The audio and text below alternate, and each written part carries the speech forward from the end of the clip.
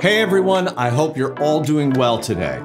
Look, today I decided to talk about a topic that I see in society that, it keeps creeping up more and more. But more importantly, I wanted to address this from a biblical perspective. Today, I'm going to talk about conflict, and maybe more importantly, conflict and strife within the church. So if you're a fairly new Christian, look, this might be something you've never experienced. And look, if that's you, that's great. But the truth is, while we're, hopefully all trying to keep our eyes on Christ, our sinful human nature seems to always creep back.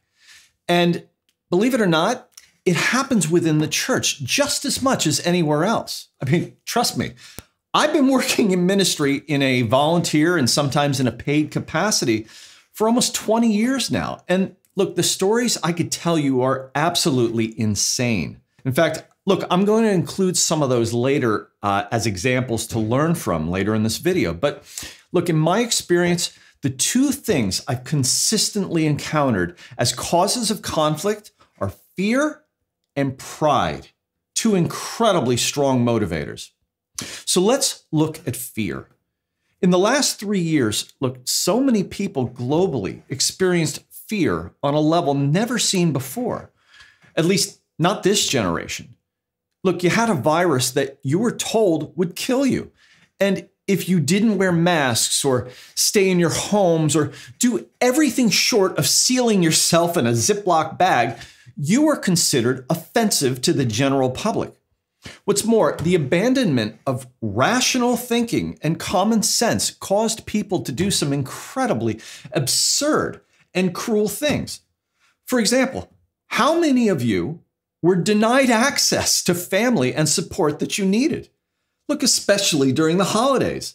But this is what fear does. It skews your thinking, causing you to make irrational judgments, which in turn, it commonly causes you to take action in a potentially offensive way. But it's not just fear of sickness. It could be the loss of a job or the future of our children or losing control of a situation.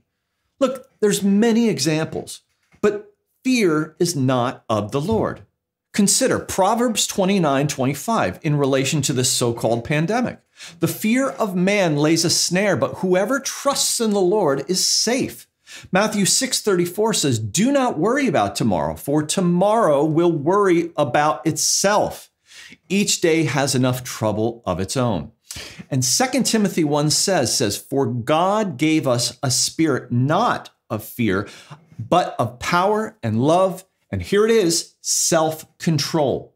You see, daily fear can steal our joy and peace if we let it overwhelm us. And then, of course, unrestrained, you can project that fear into any situation, thus causing unnecessary anxiety and conflict. So let's look at pride. And let's be clear, I'm not talking about the sort of pride one feels having successfully completed a job you've worked so hard at. Look, I'm talking about the sort of pride that causes you to forego humility. In fact, humbleness and unhealthy pride are actually polar opposites to each other. And believe it or not, this can actually vary from one culture to another. For example, up until 2009, I would consider myself a rather gregarious personality that by then had quite a bit of success under my belt. And I think I let people know it. And I find this very common amongst Americans. Look, it's like we were all raised to stand up on our chairs and raise our hands as high as we can and say, ooh, look at me, see what I can do, see what I can do. And so when I moved to Australia in 2009, I was that guy saying, look at me. But here in Australia, the response I got was, well, that's great, but who are you? It was a real learning experience because in the end, I was forced to humble myself and realistically assess my skill set. Look, yes, it caused conflict at first, but I can also tell you firsthand through a humbled approach and time proving my abilities, I've managed to be more successful here. But consider all those ribbons children keep getting for 8th place, and the parent who congratulated their child just for participating. Look, yes, we need to love and encourage our children, but I hate to break it to you. 8th place ribbons give a false sense of pride, and it sets up a generation for failure with the inability to recognize and understand excellence. Don't believe me? Well, in America, it's commonplace to say, America is the greatest country on earth. And look, being patriotic myself, I will agree with that sentiment. But my challenge to you is this: what have you done to make it great? And before I get too much off track here, I'll just say, look, I personally cannot applaud mediocrity.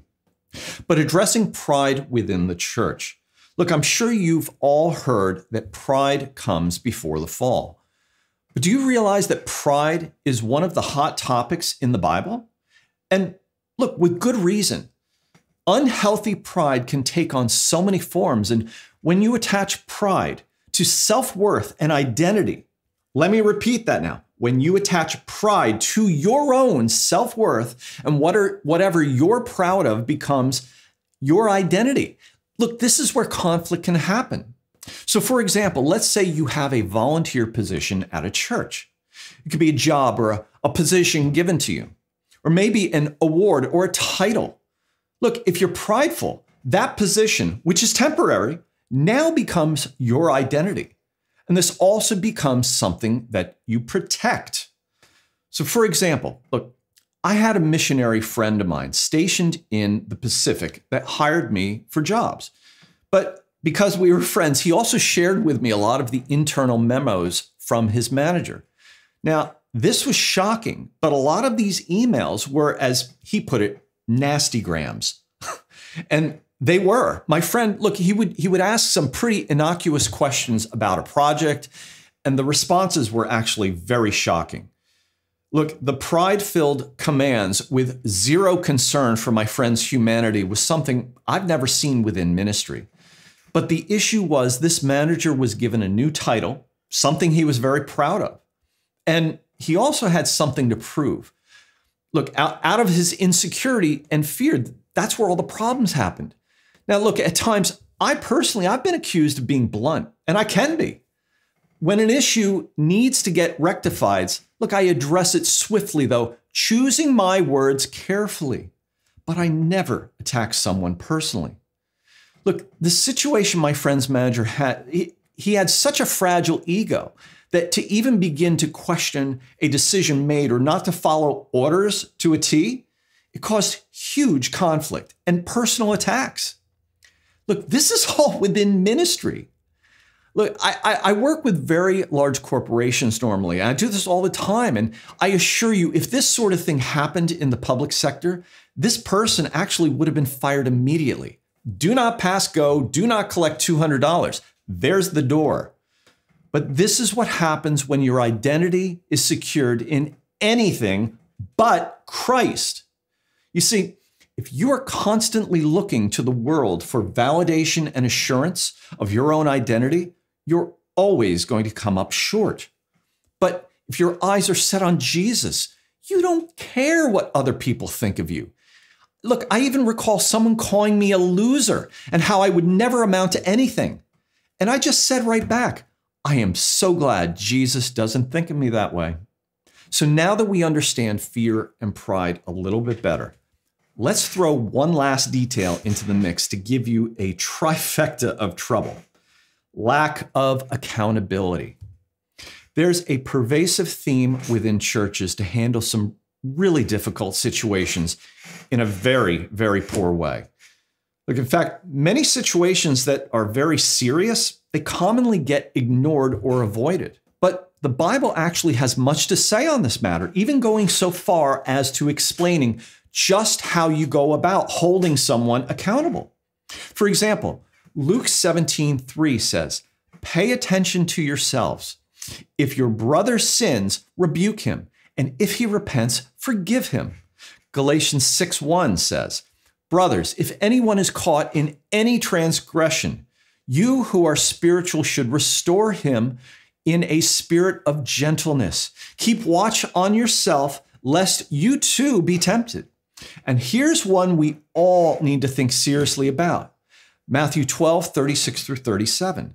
It says, I tell you, on the day of judgment, people will give account for every careless word they speak. For by your words, you will be justified, and by your words, you will be condemned. In fact, consider this for a moment. I personally consider social media, electronic mail, and even YouTube here, an absolute blight on society. Why? Look, because it gives everyone a potential lack of accountability. So for example, you read an email or a blog or even comments here on YouTube and you don't like what was said. Look, the right thing to do is click off, but why do that when you can add your 2 cents with zero care because there's no consequences? But my challenge to you is, if you were standing in front of that person and you saw them face to face, would you say the same thing? Look, I certainly doubt it. I would hope so, at least. And I agree, within the church and life in general, we are all to desire peace. But what do you do when conflict comes?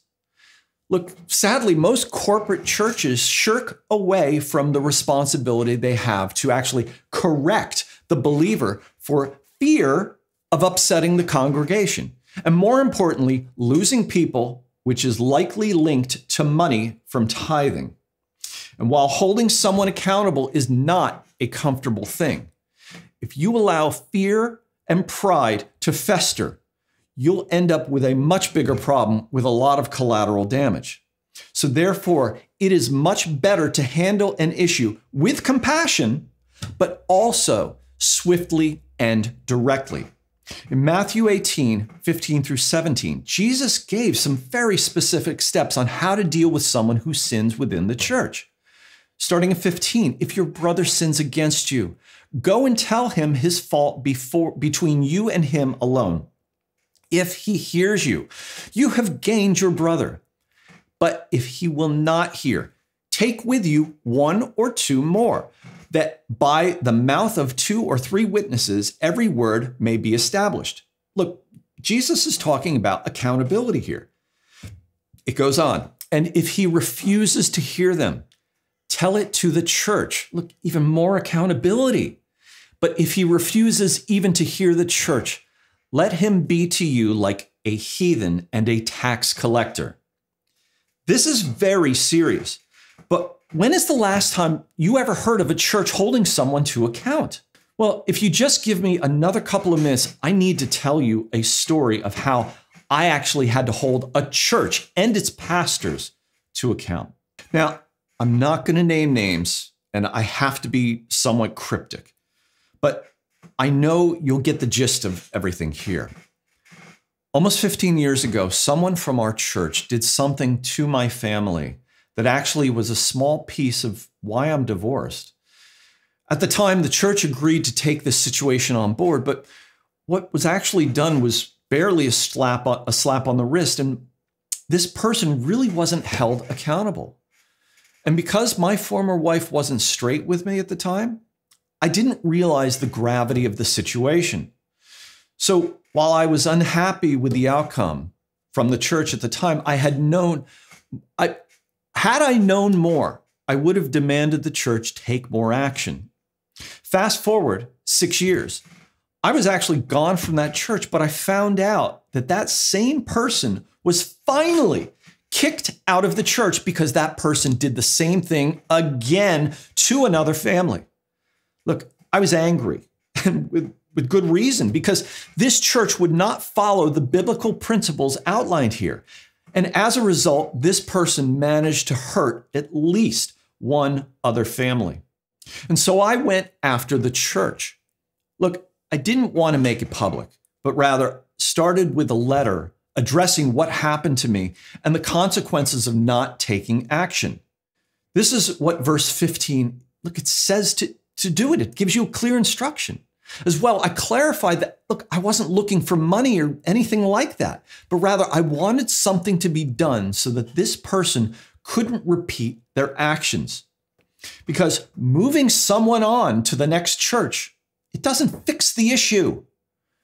In turn, I received a letter back, obviously written by a lawyer, denying any responsibility. So I took it to the national governing body like verse 16 commands, hoping that they would put pressure on this church to be accountable. And again, I received another legally written letter denying any responsibility. At that stage, I was ready to make this more public, but instead, I went to my own pastor to ask for help. In the end, we managed to have a meeting with my pastor and the senior pastor of the church that I had left. Now, in this meeting, I know that they had fully intended to blow me off, but what they were not expecting was that my daughter, she was actually in that meeting with me. And so when I had to recount all the steps of what happened to my family, look, the real turning point was when my daughter, in tears, had to give her testimony as well.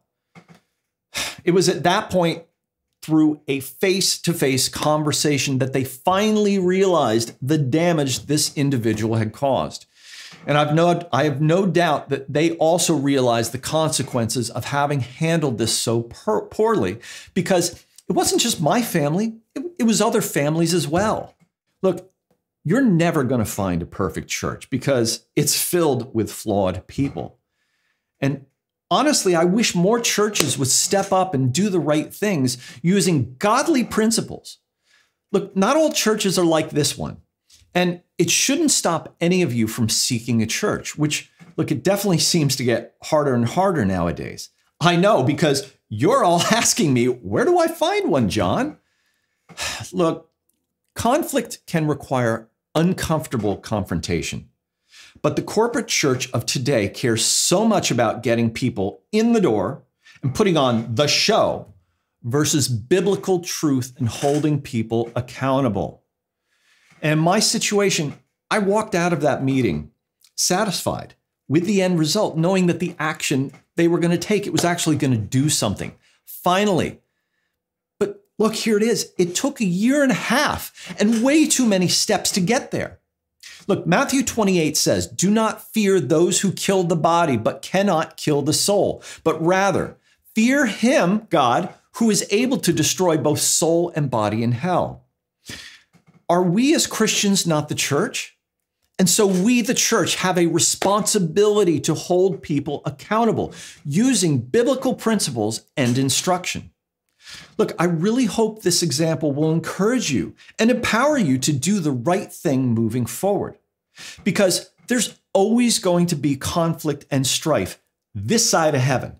But we are given sound wisdom and instruction of just what to do and how to handle it. That's my word of the day, folks, and I really hope this one hits home for you guys.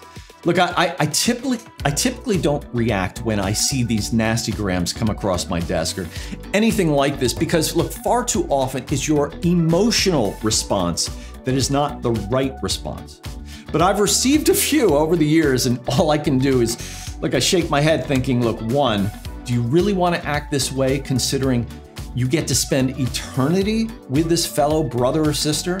And two, when you're before God, do you really think your reasons for saying what you said will stand up?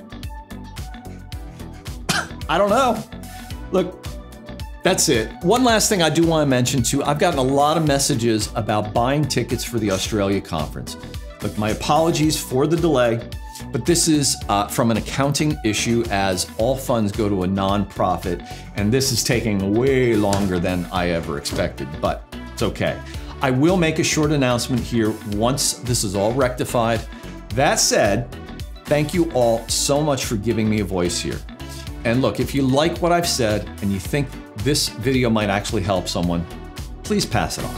And I hope to see you all next time.